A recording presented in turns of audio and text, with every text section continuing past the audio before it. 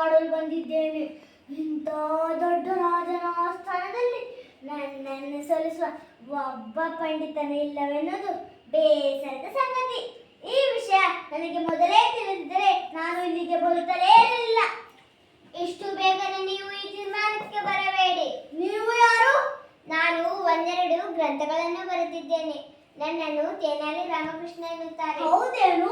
ನಾನು ನಿಮ್ಮ ಬುದ್ಧಿವಂತಿಕೆ ಬಗ್ಗೆ ಕೇಳಿದ್ದೇನೆ. ಆದರೆ ಬುದ್ಧಿ ಚಾತುರ್ಯಕ್ಕಿಂತ ಮುಖ್ಯವಾಗಿ ಆಳವಾದ ಅಧ್ಯಯನ ಮಾಡಿದವರು ನನ್ನೊಂದಿಗೆ ವಾದ ಮಾಡಲು ಸಾಧ್ಯ.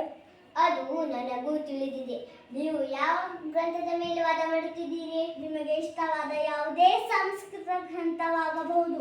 ಹಾಗಾದರೆ ನಾಳೆ ಸಂಜೆ ಇದೇ ಹೊತ್ತಿಗೆ ನಿಮ್ಮೊಂದಿಗೆ ವಾದ ಮಾಡಲು ಬರುತ್ತೇನೆ. ನಾನು ಸಿದ್ಧ.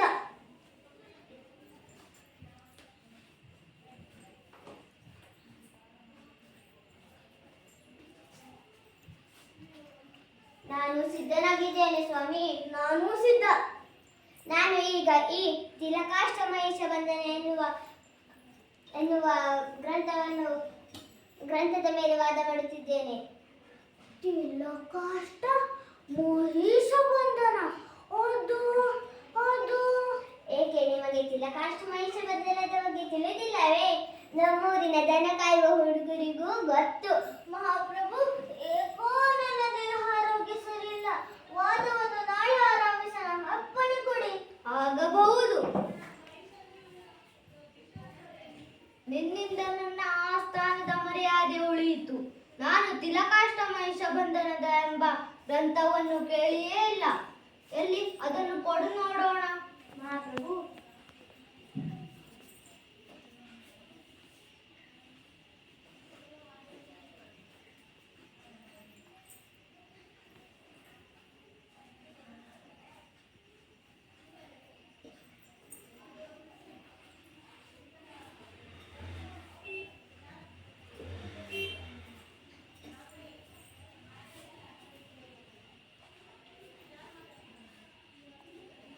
ಇದೇನಿದು? ಇದು ಎಳ್ಳಿನ ಕಡ್ಡಿಗಳು, ಅಂದರೆ ತಿಲಕಾಷ್ಟ. ಇದು ಎಮ್ಮೆ ಕಟ್ಟುವ ಹಗ್ಗ, ಅಂದರೆ ಮಹಿಷ ಬಂಧನ. ಇದೇ ತಿಲಕಾಷ್ಟ ಮಹಿಷ ಬಂಧನ. ಇದಾವುದೇ ಮಹಾಗ್ರಂಥ